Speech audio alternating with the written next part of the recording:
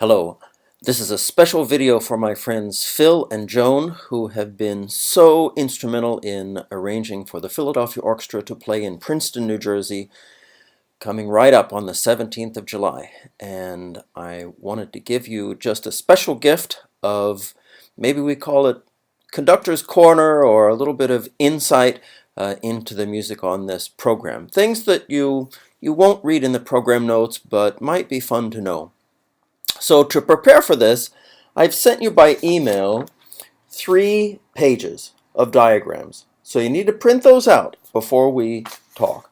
And presuming you've done that, now we're going to just talk about the background, because all of music is very organic. It all comes from someplace and goes someplace, and all of the composers somehow are connected, even if they're writing just to be different from the others. They're still linked to the people who have come before them.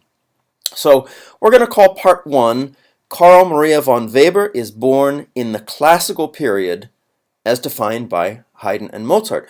Now Weber, it's safe to say, Weber is probably the single most underrated, unrecognized composer in all of the classical canon.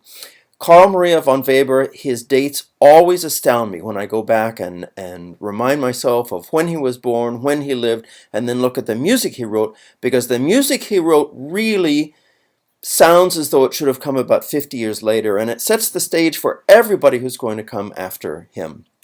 So now, if you look at your chart, this program, the concert with the Philadelphia Orchestra, I should mention, if anybody else sees this video, the concert on July 17th in Princeton is the Prokofiev Classical Symphony, the Weber Oberon Overture, Brahms Variations on a Theme by Haydn, and the Schumann First Symphony.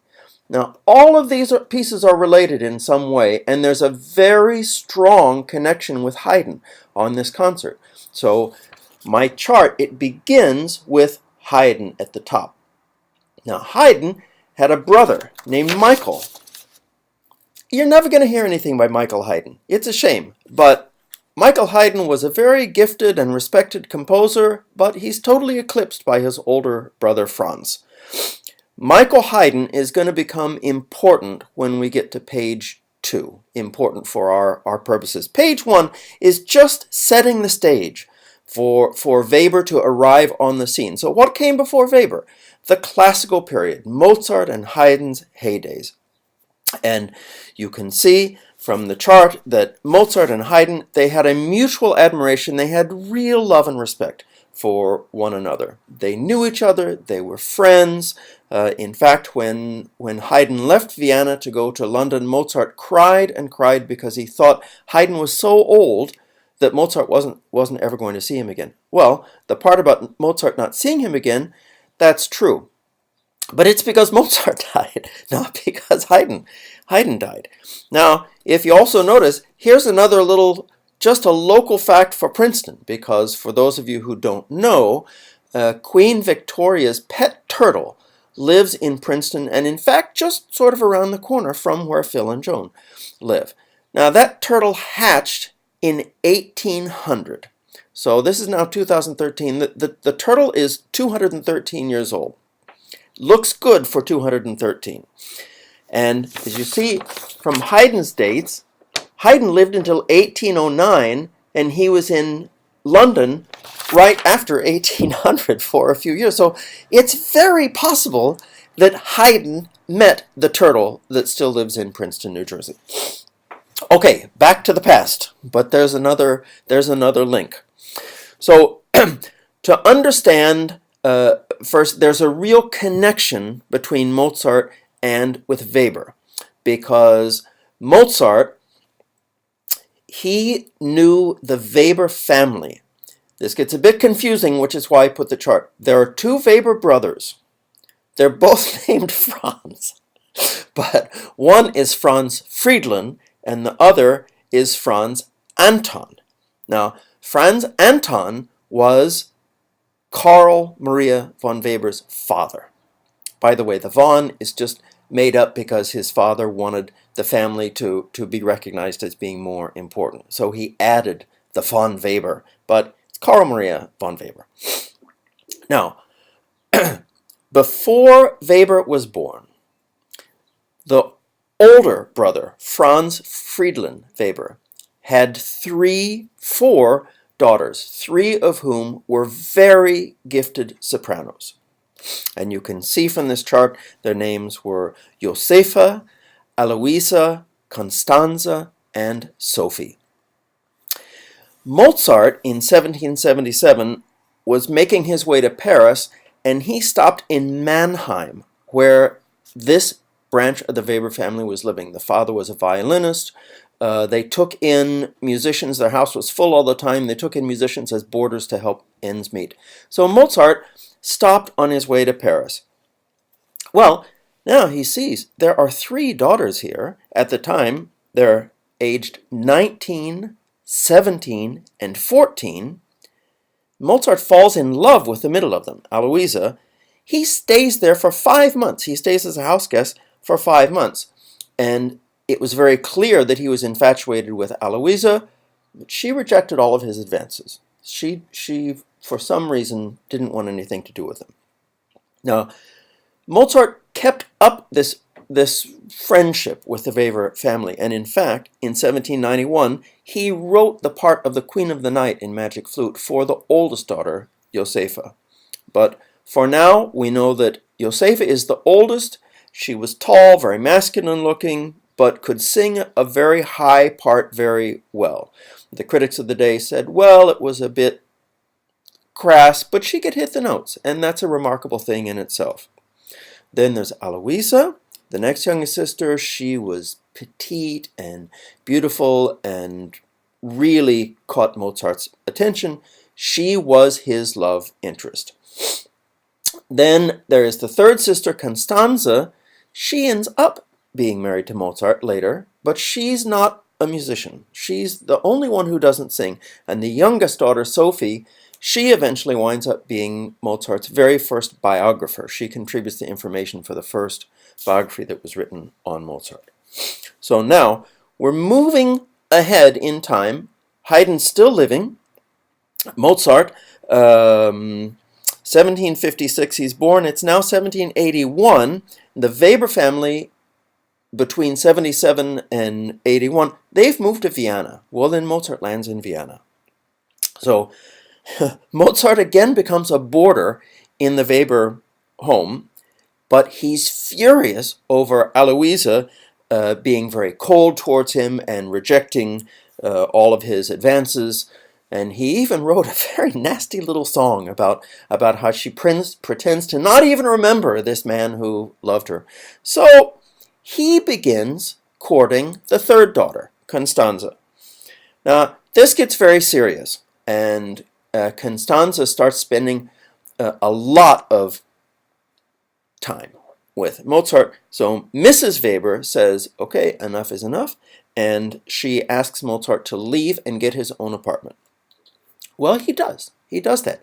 But then Constanza starts staying over at Mozart's apartment. This is not good. So he begins this very disgracing to Constanza, disgracing affair with Constanza. That's 1781. Well, in 1782, the two of them get married.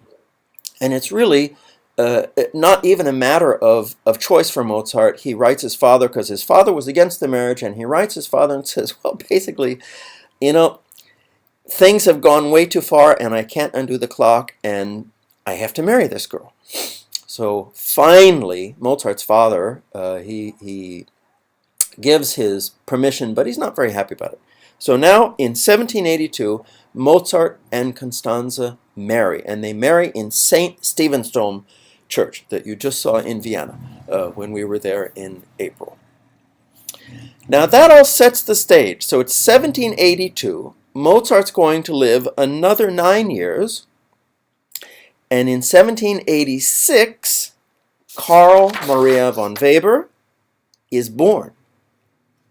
This makes him Mozart's cousin by marriage, because the daughter's father, Franz Friedlin, is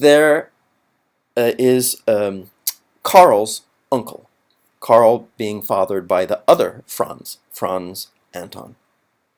So now, this is great for music history because Weber and Mozart are now cousins by marriage, but they're cousins. They're in the same family tree. Now, it's important to note, Mozart was born in 1756, Weber was born in 1786, so Mozart's 30 years older than Weber, so it's not like they're the same age and they were good friends, but they're related. So now, Weber is born, we're still smack in the height of the classical period, but now is where things change. So now let's go to part 2. Part 2 is called The End of the Classical Period and the Beginning of the Romantic Period. Now, here things start to turn. And you notice there's a little on the bottom, there's a little rest in peace icon, because when one period goes to the other, we unfortunately have to lose some great people along the way. So, Carl Maria von Weber was born in 1786. 5 years later, Mozart dies. So, Weber was 5 when Mozart died. 7 years later, in 1798, Weber starts studying with Haydn's brother Michael in Salzburg. So that's where it's very important, this link from the very beginning page, where Franz Joseph Haydn and Michael Haydn are brothers, but everyone concentrates on Franz Joseph, but actually Michael Haydn was very well respected, and he becomes Weber's teacher in Salzburg. Now, right around that time, 6 years later, you can see that music is really starting to change. In 1804, Beethoven unleashes his Eroica Symphony, Symphony No. 3. That changes music forever. It shatters the mold for classical music and classical composition, but we don't really know where music's going. We just see that there's this tremendous explosion that has happened musically. So, now, 1806, Weber's teacher Michael Haydn dies. 1809, the older brother, the famous Haydn, dies. So we've now lost Mozart, Haydn, and Michael Haydn. Beethoven's on the scene, and Weber starts writing operas. These are really the first signs of great Romanticism in music, and German Romanticism. So when he was not so old, 1821, he writes Der Freischütz, the opera, the free shooter, Der Freischütz. Now, I'll tell you, one of the first times I sat down with Bill Scheide, we were looking at the score to the Overture to Der Freischütz. And Bill told me that his teacher at Princeton pointed to the chord in measure 33. Now this chord, it's a B7 chord. It's B, D, F natural, which makes it a B diminished chord, and then with an A flat. But the A flat's in the bass. This was unusual, so it creates a very dramatic sound. You have A flat, and then D, and then F natural, and then another A flat on top. Bill told me his teacher said, right there, that chord is the beginning of the Romantic period. 2 years later, he wrote an opera called Oriente. This opera, you can hear, influenced Wagner very much. It anticipates Wagner. Then in 1826, he wrote Oberon. And this, of course, anticipates Mendelssohn very much. The same music we think of with Midsummer Night's Dream, this is Oberon, King of the Fairies. Now, Oberon, the overture opens with a horn call, a solo horn call. And this sort of signifies the magic horn that we know as the real symbol of German Romantic music and heroism. And this, of course, is used by Mendelssohn, Schumann, Brahms, Wagner, even Bruckner, Joan, although I didn't put it on the chart, and Richard Strauss. So the horn, this is that great sound in the woods that summons the help that's needed and signifies the hero. That all comes from Weber and his overture to Oberon. Now, we have three horrible blows, death knells, that occur 3 years in a row. Very soon, I mean very soon, within a couple of weeks after Weber wrote Oberon, he died. He was sick when he went to London to write Oberon. He had tuberculosis, and he wrote to a friend, well, I'm going to die whether I write this opera or not. I might as well go to London and write the opera. And with everything, it did him in, and his life ended very, very soon after the premiere. So, now, you have, in 1826, the death of Weber. Boom! The next year, 1827, death of Beethoven. Boom! The next year, 1828, the death of Schubert. So now, the classical period, every remnant of the classical period has been totally smashed and pushed out of the way, and Weber has set the stage for this new breed of music, this German Romantic music, to be born. So now we're going to go to page 3. Page 3 is the Romantic period into the 20th century's return to the classical period. So with this concert that we're going to hear on the 17th, there's very much a classical background, and we're going to go through really 200 years of music that puts us back into the classical period with Prokofiev's Classical Symphony. All right, now, here's another big romantic interest in the middle of the 19th century, and this is what we might call a love triangle between Robert and Clara Schumann and Brahms. Now, Robert Schumann heard Brahms when Brahms was 20, so that's 1853. By that time, he's already written the Spring Symphony, so Brahms wasn't on the scene when Schumann wrote his first symphony, which we're going to hear on this concert. Schumann fought very hard to marry Clara. Clara's father was totally against the marriage. They went to court. They finally won. They married the day after she turned 19, so it could be legal. They really had an incredibly loving attachment and relationship. One of the all-time great love stories. Then Brahms came along. Well, Brahms, he had his issues with women, but he fell madly in love with Clara. So now you have Robert and Clara, who are very happily married, and then you have Brahms. Well, eventually, Robert Schumann dies. Now this leaves Brahms and Clara. This opens the door to a lot of speculation, but many writers have written about this relationship because there was clearly a very deep and at least on Brahms's part, an amorous attachment to Clara. And probably the real factor that signifies how significant that was is that at the end of their lives, they both they burned the letters they had written to each other over the course of their relationship. So you probably don't do that unless there's something you really don't want other people to know about. And as you can see, Clara died in 1896. Brahms died the next year.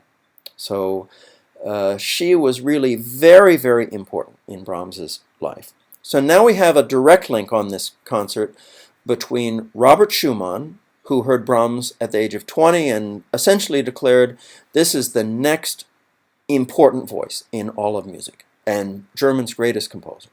Well, that's quite a lot for Brahms to deal with because Brahms had some issues of insecurity himself. But this was Schumann's pronouncement. Schumann was Brahms's mentor. They became very close. They all lived in the same house. In 1870, a specialist on Haydn who was a music librarian. He brought Brahms a stack of Haydn manuscripts. Now remember, Haydn had died in 1809, so 60 years ago. Not that long. Here these manuscripts still exist, so the man brings Brahms a whole stack of Haydn manuscripts. In this stack of manuscripts, all in Haydn's hand, is a piece for winds, woodwinds. And the second movement is called the St. Anthony Chorale. Oh, Haydn thought this was a really nice tune. So he took that chorale and he used it as the basis for his variations on a theme by Joseph Haydn, because he had every reason to believe and no reason to not believe that Haydn was the author of this tune. Here are these manuscripts, they're in Haydn's hand, and it's only long after Brahms departed that scholars found out that, well, this most probably wasn't by Haydn at all, but Haydn had written it down. It was a tune that was already known and could even have been by this man named Pleyel, but no one really knows for sure. Anyhow, you can't fault Brahms. Now a lot of the scholars and the programs will say variations on the St. Anthony Chorale. They changed the name of the piece that Haydn wrote because they say, well, but it wasn't by Haydn. You know, Brahms didn't know it wasn't by Haydn. There was no reason to not know it wasn't by Haydn. So what he wrote was a set of variations that he thinks was on a theme by Haydn. That's all you need to know. It's the same music. It's beautiful, beautiful music, one of the great pieces of the repertoire. That comes in 1873. Now, in this time, getting back to page 1 for a little bit, it's very interesting to me that these three surviving Weber sisters, Aloisa, Constanze, and Sophie Weber, they've all become widows. They all move to Salzburg and either live with one another or near one another so they can spend all of their final years together. So this to me is just really fascinating. Here are these three sisters who had very, very close, intimate association with Mozart. Their lives go different directions, and then by 1846 they have all moved to Salzburg so that they can be together, and they live out their days once again as the three Weber sisters. This is fascinating to me. Now, here we see the first date on this page into the 20th century, because Prokofiev was born in 1891, but he lived until 1953. So now we've come from Haydn, and we've come through Mozart, and the great story surrounding the Weber sisters, and the birth of Carl Maria von Weber, and then Schumann picking up where Weber had laid the pavestones for German Romanticism, Schumann recognizing Brahms, Brahms writing the variations on a theme of Haydn. Now, in 1891, Prokofiev is born. Now, Prokofiev studies for 10 years at the St. Petersburg Conservatory, and he studied with a conductor named Nikolai Cherepin. Now, Cherepin loved Haydn, so he taught his conducting students all about conducting Haydn. Here's Haydn again. Prokofiev has composed a couple of works for orchestra, and he's known sort of as the bad boy, l'enfant terrible of the new age. His works are dissonant and ugly and shocking. Well, he doesn't really want to be known like that completely. So he decides for his first symphony, he's going to write a symphony in the style of Haydn. And he does, and it's called the Classical Symphony. Now this marks the beginning of what's called the neoclassical movement. That is a return of composers to get away from the huge orchestras of Wagner and Bruckner and Strauss and go back to a classical instrumentation, smaller instruments, pieces that have a leaner harmony. And so I write, this marks the return to composition with a more classical style and leaner forces as a contrast to the Romantic period. So the classical symphony becomes one of the first works of the neoclassical movement. So this concert really is like a capsule of music history. It's fantastic. It goes through, sort of starts with Haydn, setting the stage for Weber, and then ends with Haydn, as Haydn is sort of reborn at the beginning of the 20th century. Now, all the things about the music itself, you can read that in the program notes, and that's not why I wanted to make this little video for you. It was just to give you an idea of some of the things that I find so fascinating. Now, here are a couple of fun facts. Little fun insights that you're not going to read in program notes, probably, and you might not know by listening, but I'll tell them about you. Tell you about them. First, every piece on this concert begins with the note D. Why is that? I don't know. It just does. But every note, every beginning note of this concert is D. The Prokofiev Classical Symphony starts in D major. It starts with a D. The Weber Oberon Overture starts with a solo horn playing a D. The Brahms Haydn variations, it's in B flat, but the solo oboe and bassoon that open, they start on the note D. And the Schumann First Symphony, again, that's in B flat, but there's a great call in the horns and trumpets. It begins on D. So all of the pieces on this concert, even though none of them sound like one another, they all begin on the same note. They all begin on D. Now, when I was a boy and I would go to the doctor or the dentist, there was always a magazine in the waiting room called Highlights Magazine. And I loved Highlights Magazine because inside there was a page called Hidden Pictures. And you'd have a drawing of some scene, I don't know, kids at the zoo or a family in a park or something, and then you'd have to find things that are hidden in these pictures, and it would give you a list at the bottom that, well, you can find the banana or the pencil, and I just loved that. I loved going through this hidden pictures page and finding all these things. Well, now here's something. This is like a hidden pictures highlights for this concert. Schumann's symphony begins with this great fanfare in the trumpets. Whoop, I have to go backwards here. The trumpets and the horns, and this, it's presumed, is based on a couplet found in a poem that may have inspired Schumann to write this. O wende, wende deinen Lauf im Tale blüht der Frühling auf, which loosely translates, "Oh, turn from this, your present course, springtime blossoms in the valley." Okay, very sweet. But Schumann sets this with this rhythm. Let's see, what's the best way to show you this? Here we are at the beginning. Bum, bum, bum, bum, bum, bum, bum, bum. That's the rhythmic cell the symphony is going to be based on. Bum, bum, bum, bum. Now, of course, when he goes to the allegro, this is in the introduction, which is slow, and when he goes to the allegro, this same rhythm is played twice as fast. And I have to look here. Here we are. Here's the same rhythm. Bum, bum, ba, bum, bum. Bum, bum, ba, bum, bum. It's the same rhythm, different speed. Now, the most obvious link, if you say, well, where else in this concert do you find that same rhythm? The most obvious would be the opening of the Haydn variations on a theme by Haydn, where the oboe and the bassoon play bum, bum, bum, bum, bum, bum, bum, bum. That's the same rhythm.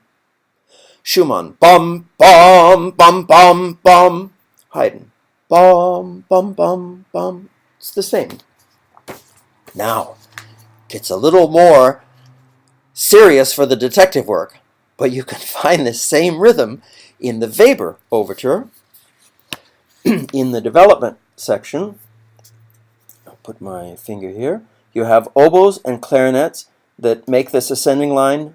Bum, bum, bum, bum. And if you really want to make a full case for similarity, they play bum, bum, bum, bum, bum, and the first violins, bum, bum. So there you have encapsulated the entire Schumann opening theme. Bum, bum, bum, bum, beam, bum, bum. But what we're concentrating on right now is just this little cell of bum, bum, bum, bum. Great fun! So now, we've got 3 of the 4 pieces on the program that contain the same rhythmic motif, the same cell. Is it possible to find it in Prokofiev? I don't know. Let's look.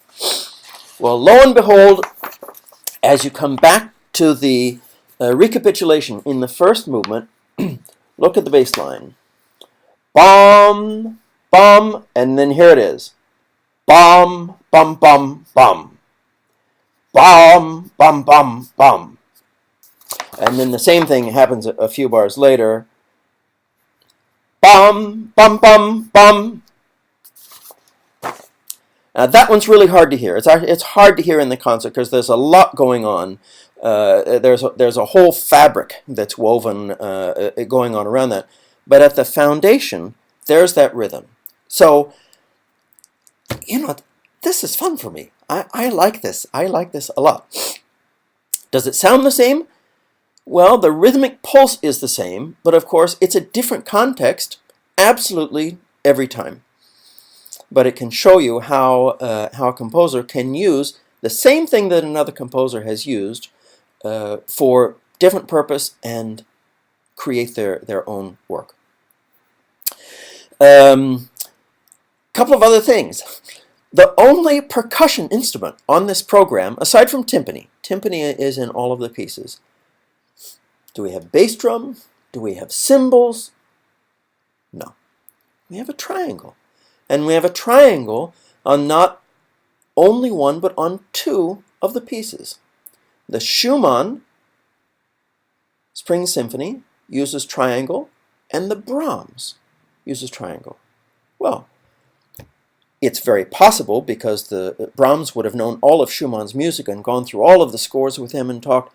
It might be very possible that Brahms put the triangle at the end of his Haydn variations because he had learned this idea from Schumann. Now,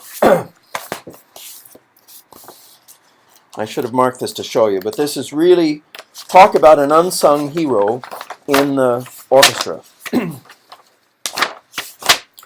When the triangle plays,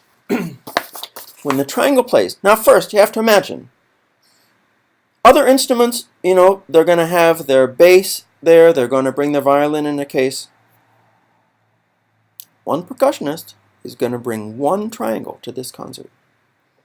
That's all he plays, or she. I don't know who's going to play it. They just played the triangle. But it's so important. First, a triangle is the loudest instrument in the orchestra, in the sense that no matter how loud any number of musicians on stage is playing, when someone plays a triangle, it will cut through. It pierces the fabric of the sound, so you always hear the triangle. Now, this little line here, this is the triangle part. Bum, now look here. Bum, bum, bum, bum, bum, beam, bum, bum. What is that? That's the opening theme. Bum, bum, bum, bum, bum, beam, bum, bum. The little triangle. It's a triangle solo. Bum, bum, bum, bum, bum, beam, bum, bum. Now, when you listen to this piece, you might hear a little noise or something. Think, oh, that was nice. But now I want you to watch. When the triangle player stands up to play their part in the Schumann, they play this theme. They play a solo. Bum, beam, ba, bum, bum, beam, bum, bum. Fantastic. We don't need bass drum. We don't need cymbals. Not for this music. This music uses 1 triangle in the Brahms and in the Schumann. Now, another interesting thing is the triangle, any extra percussion, is only used in the first movement of Schumann's symphonies. Usually composers will build more percussion into the last movement because it gives a bigger bang. Schumann doesn't use the triangle beyond the first movement. So it appears in the end of the Brahms variations to again sort of give an extra color and punch to the final music and the first movement of the Schumann. Now, we have a triangle, but also this concert with all of this great music doesn't call for a tuba, so you won't see a tuba, and it doesn't call for a harp. No harp in this music. Did the harp exist? Of course, but these musicians didn't write for it for these particular pieces. We do have piccolo and contrabassoon, the great double bass bassoon. So we have a couple of more unusual instruments. We don't have a tuba and we don't have a harp. So you hear other pieces, then you get a tuba, you get a harp. Sometimes you get both. You hear the whole Rite of Spring, that doesn't have a harp either. So it all depends. Anyhow, those are just some things I wanted to share with you because you're such good friends, and I thought you might enjoy just this little bit of extra background to sort of set the stage for this great concert, and what a great concert this will be. I'm so thrilled to be a part of it, and thrilled to have you there, and look forward to seeing you soon. So, all best wishes from Conductor's Corner in Berlin.